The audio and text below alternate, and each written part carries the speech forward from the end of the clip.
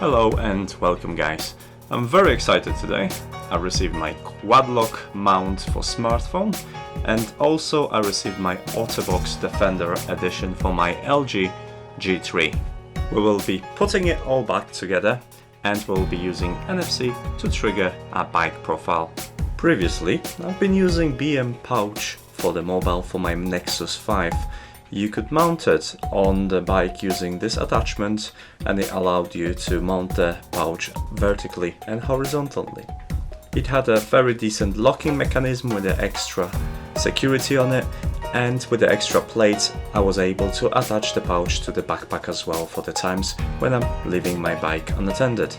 However, after a year of extensive usage, the pouch started to break apart and leak rain. This caused my Nexus 5 to die and I was left with no solution for my bike and no phone. I come across Quadlock systems some time ago and I hesitated a lot because, well, they didn't have a case for my phone, which is LG G3. I decided to go with universal bike kit and I bought an armband, a belt clip and obviously a bike mount. I was skeptical about the mount because it uses a tape adhesive to attach to your case.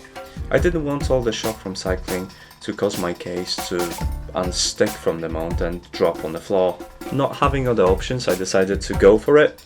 My phone LG G3 has a very fancy case, however it is very impractical solution for any exercise or workout, so I had to pick another case.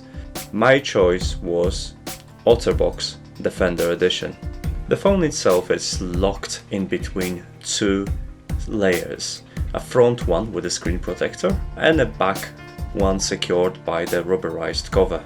The case itself comes with a belt clip adapter, however it is very bulky and I don't think I'll be using it as just it sticks out too much, and I'll be using my belt clip adapter from Quadlock instead.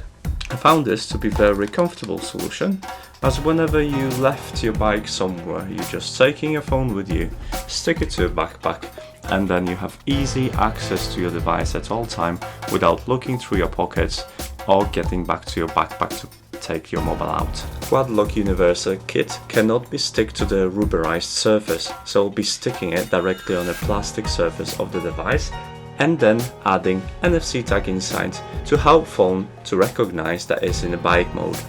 To put the phone inside the case, it requires a little bit of time and patience to do it properly. However, you can still talk on the phone using the case itself, which wasn't the case with the BM Works pouch. The only exposed areas are around the speaker, the AR blaster port and the camera. The rest of it is locked quite securely inside, and the case itself has a covers for the charging jack and for the audio jack. We're going to take this case and remove the chunk of rubber from the back, which is the size of the plate itself. This way it will allow us to stick the plate directly to the plastic component of the case. I'm going to align the plate and use a masking tape to mark the spot permanently. This way I should have very clean and neat cat. The rubber itself, it's very thick, so it's very important you're gonna use a lot of pressure to cut it through. However, this will help to prevent any tearing of the rubber after the hole is pierced. So once the spot is marked, we're ready to cut it through. I'm just gonna wrap it up and pick something sharp and start cutting. I had to go around twice to cut through the rubber and remove it neatly from the case itself, but all the process went really neat and it leaves a nice clean cut.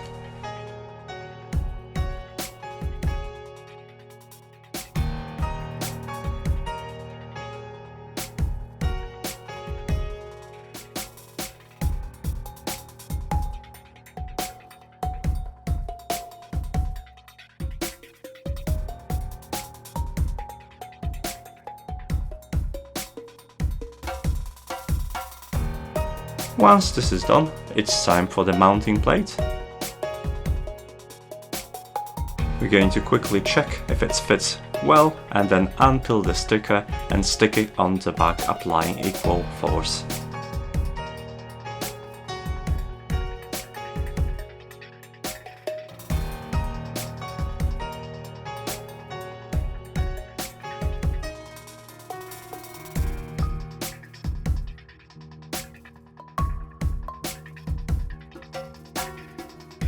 Be very careful here, as the surface is very sticky, and once it will touch the case it will stay there and will be very hard to rotate. It is also a good idea to remove the rubber and just apply a little bit more force to secure the plate in place.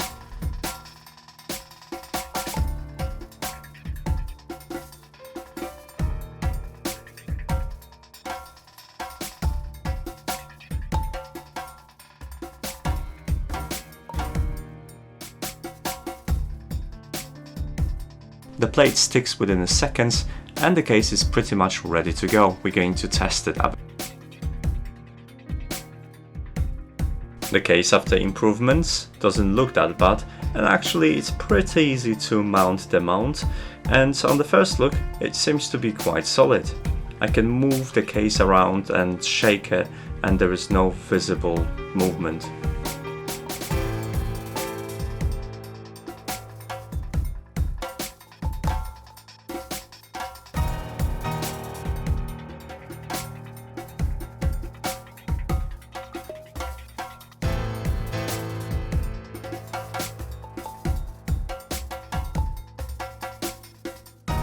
Once this is done, I'm going to stick an NFC tag inside.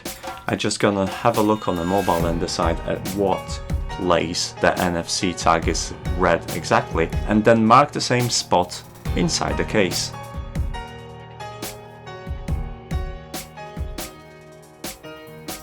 I'm using very cheap sticky NFC stickers I got from Amazon.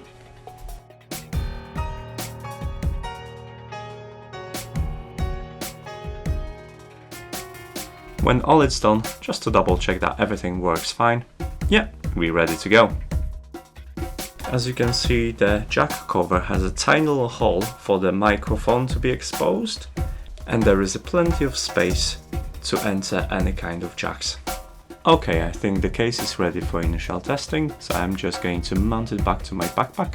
Can easily check the screen as well by double tapping on it, and then I can reattach it back to the armband if I go for running. You may see me struggling a little bit with attaching and detaching the phone, however, I've not done this before and I'm sure after a little bit of practice it will be much smoother. Using the original OtterBox clip, I can reverse mount my phone, allowing me to shoot the videos on the go. I'm positive that the video content will be very shaky, however, there is a possibility to do so, so why not? Now it's time to put the Quadlock on my bike.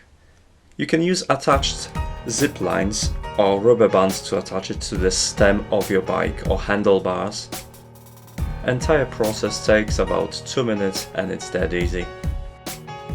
If you are using zip cables, don't forget to cut the loose ends, that way you're gonna end up with a really neat fixing. One of the great features of Quadlock is that it allows you to mount your phone horizontally or vertically. So how strong is the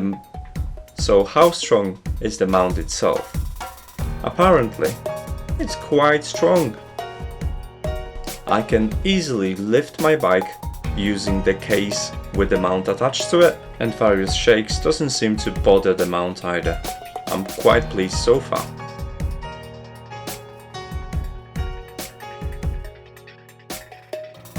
So the phone is safe in a case, the case is attached to the bike. Now we have to tell our phone that is on the bike itself. And it comes with no surprise that we're going to use a Tasker to do so. We're going to create a simple scene with 2 buttons. Button No will simply close the scene and return to the main screen. Button Yes, however, it will enable our bike mode. The profile is very easy to set up, so I'm not going to go through all the details. However, I really wanted to start the music whenever I enable the bike profile. We can start playing the music using send intent, and we have to configure it in the following way. In the action field, just type android.media.action.mediaplay from search. In extra will be android.intent extra focus VND android cursor item / playlist. Second extra is query name of playlist. We also have to change the target to activity. Once the scene is done, we're going to create two profiles. To trigger NFC automatically, you have to set this as a web address of your tag. Use NFC plugin as a trigger, set it to repetitive scan. You want this to show our scene that we created before. Because I don't want our NFC trigger to trigger each time my screen is on, I have to disable it. The easiest way to do it is to use your application you're going to use as a tracker to trigger to disable the NFC. This means whenever I'm working out and I want to check on my progress, the NFC tag won't be read until the tracker is off. This is very simple profile, however I find it very efficient. It also works great with headset notification profile that I've created before, so feel free to import that data and link it together. This way you can have your phone notifications, Facebook messages or WhatsApp messages read to you over the headphones. This is the complete look on the idea of using a Quadlock with a Tasker, and I'll be creating a little bit more specific profile for later, so stay tuned. As always, let me know what do you think in the comment section below, and I'll see you in the next one.